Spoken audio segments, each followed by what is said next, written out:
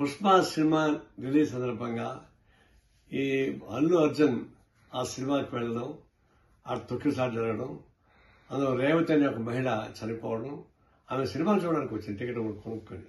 అల్లు అర్జున్ చూడడానికి రాలేదు. కొడుకు 9 ఏళ్ల పిల్లవాడు, అతని యొక్క చావుతులో ఉన్నాడు. ఆమె మరణం పట్ల సిపిఐ తరఫున ప్రగాఢ సంతాపం తెలియజేస్తా ఉన్నాను. వాడి కుమారుడుగా కోలుకోవాలని చెప్పి కోరుతా ఉన్నాను. అసలు ఈ సంఘటన చాలా ఘోరమైంది.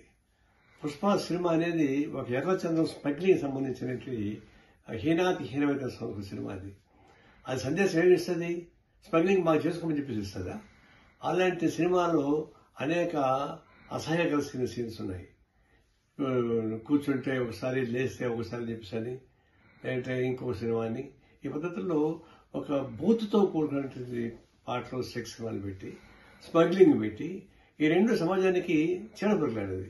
దాన్ని ఎక్స్పోజ్ చేసేందుకు గవర్నమెంట్ సిగ్గు లేకుండా వాళ్ళకి ప్రోత్సహించింది టికెట్లు పెంచుకోవడానికి.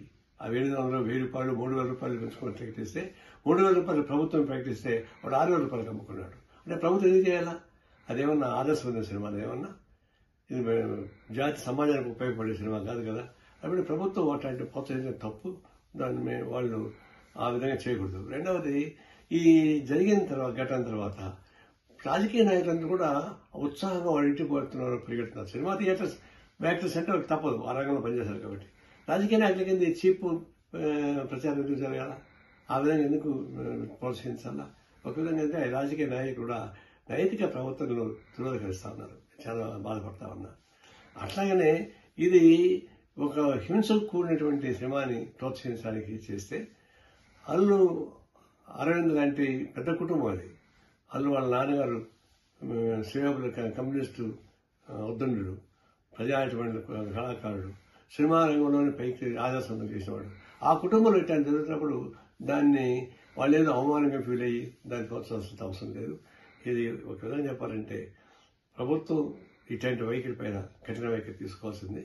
పోలీసులు తప్పులేం లేదు, వాళ్ళకి క్షమించుకోవడానికి పని లేదు. ఇట్లాంటి భవిష్యత్తులో జరగకుండా కావాల్సిన ఏర్పాట్లు అటు సినిమా ప్రేక్షకులు తీసుకోవాలి, సినిమాలో ఉన్న నాయకులు, కళాకారులు తీసుకోవాలి, రాజకీయ నాయకులు తీసుకోవాలి, తర్వాత ప్రగతిశీల కామకులు చర్యలు తీసుకోవాలి. ఇలాంటి హింసతో కూడినటువంటి సినిమాను ప్రోత్సహించే చర్యలకి తీవ్రంగా ఖండించాలని కోరుతున్నాం. ఆ అమ్మాయికి, చనిపోయిన అమ్మాయికి పుష్ప సినిమా పారితోషికం అవసరం లేదు. అది అవమానమే. ప్రభుత్వం సహాయం చేయాలి, సభ్య సమాజం అంతా సహాయం చేయాలి, ప్రజలందరూ సహాయం చేయాలి. మేము కూడా అదే కోరుకుంటున్నాం, ఆ విధంగా సహాయం చేస్తాం. ఇలాంటి ఘటనలు జరగకుండా చూస్తున్నాం. ఈ జరిగిన సంఘటనకి విచారం అయితే వస్తా ఉన్నాను.